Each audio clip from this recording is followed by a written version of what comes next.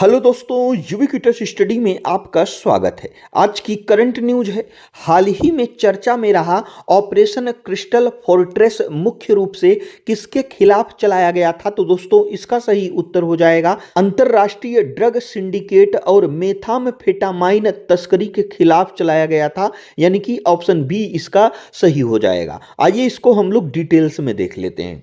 दोस्तों, operation crystal fortress Bharat में नशीली दवाओं के बढ़ते जाल को काटने के लिए चलाया गया एक अत्यंत महत्वपूर्ण और सफल संयुक्त अभ्यास है। नवंबर 2025 में नारकोटिक्स कंट्रोल ब्यूरो और दिल्ली पुलिस की स्पेशल सेल ने इस ऑपरेशन के तहत अंतरराष्ट्रीय सिंथेटिक ड्रग सिंडिकेट का भंडाफोड़ किया।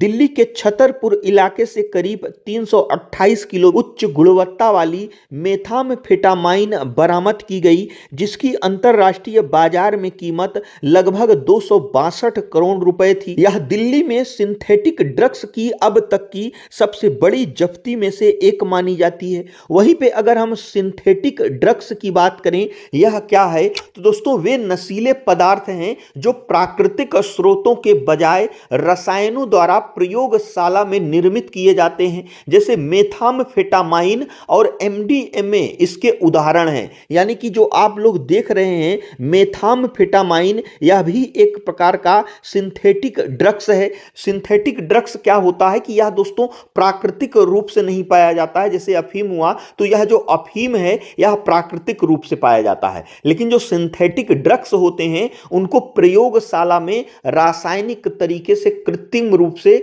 बनाया जाता है। जो प्राकृतिक स्रोतों से प्राप्त नशीले पदार्थ होते हैं उनसे यह सिंथेटिक ड्रग्स बहुत ही ज्यादा खतरनाक होता है। दोस्तों, भारत की सुरक्षा के लिहाज से यह ऑपरेशन इसलिए महत्वपूर्ण है क्योंकि हमारा देश गोल्डन क्रिसेंट और गोल्डन ट्रायंगल के बीच स्थित है। अब हम लोग बात कर लेते हैं गोल्डन क्रिसेंट और गोल्डन ट्रायंगल क्या होता है, इसके बारे में हम लोग समझ लेते हैं। दोस्तों, जो गोल्डन क्रिसेंट और गोल्डन ट्रायंगल है, ये एशिया के दो प्रमुख अवैध अफीम और नशीले पदार्थ के उत्पादन और तस्करी के केंद्र हैं। अगर हम गोल्डन क्रिसेंट की बात करें तो इसमें अफगानिस्तान, ईरान और पाकिस्तान शामिल हैं। यह दुनिया में अफीम उत्पादन का सबसे बड़ा केंद्र माना जाता है। वहीं पे अगर हम गोल्डन ट्रायंगल की बात करें तो इसमें म्यांमार, थाईलैंड और लाओस आते हैं। दोस्तों, भारत इन दोनों क्षेत्रों के ठीक बीच में स्थित होने के कारण सुरक्षा और ड्रग तस्करी के लिहाज से अत्यंत संवेदनशील क्षेत्र है। दोस्तों, गोल्डन क्रिसेंट जिसमें अफगानिस्तान, ईरान और पाकिस्तान शामिल हैं, दुनिया में अफीम और नशीले पदार्थों के उत्पादन का प्रमुख केंद्र है। हाल के वर्षों में यहां से न केवल अफीम बल्कि सिंथेटिक दवाओं की तस्करी भी बढ़ी है। ऑपरेशन क्रिस्टल फोर्ट्रेस ने साबित किया है कि भारत टॉप टू बॉटम और बॉटम टू टॉप जांच नीति के जरिए इन अंतरराष्ट्रीय नेटवर्क की जड़ों तक पहुंच रहा है। वहीं पे अगर हम टॉप टू बॉटम और बॉटम टू टॉप की बात करें, यह क्या है? तो दोस्तों, ड्रग नेटवर्क को खत्म करने के लिए ये दो मुख्य रणनीतियां अपनाई जाती हैं। इसमें अगर हम टॉप टू बॉटम की बात करें तो इसका मतलब हुआ कि इसमें सबसे पहले मुख्य सरगनाओं और अंतरराष्ट्रीय आकाओं को निशाना बनाया जाता है ताकि पूरे गिरोह की कमर तोड़ी जा सके। और अगर हम बॉटम टू टॉप की बात करें तो इसमें पहले सड़क स्तर के पेडलर्स को पकड़ा जाता है और उनसे पूछताछ कर मुख्य सप्लायर तक पहुंचा जाता है। तो दोस्तों, यह दृष्टिकोण पूरे सिंडिकेट को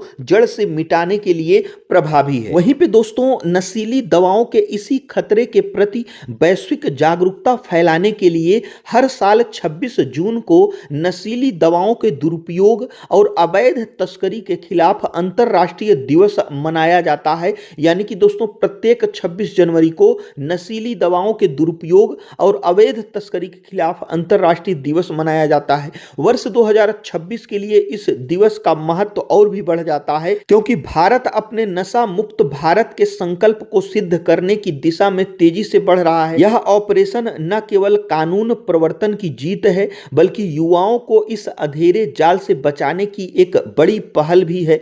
इसी प्रकार से यह हमारा आज का करंट अफेयर्स था। जो हमारा आज का क्वेश्चन है वह है ऑस्ट्रेलिया की विक्टोरिया यूनिवर्सिटी यूनिवर्सिटी भारत में अपना पहला अंतर्राष्ट्रीय कैंपस किस शहर में स्थापित कर रही है? तो इसमें से कौन सा ऑप्शन सही है, हमें कमेंट बॉक्स में जरूर बताइएगा। और दोस्तों, यदि वीडियो यूजफुल लगा हो तो हमारे चैनल को जरूर सब्सक्राइब करिएगा। वीडियो देखने के लिए आपका बहुत बहुत धन्यवाद।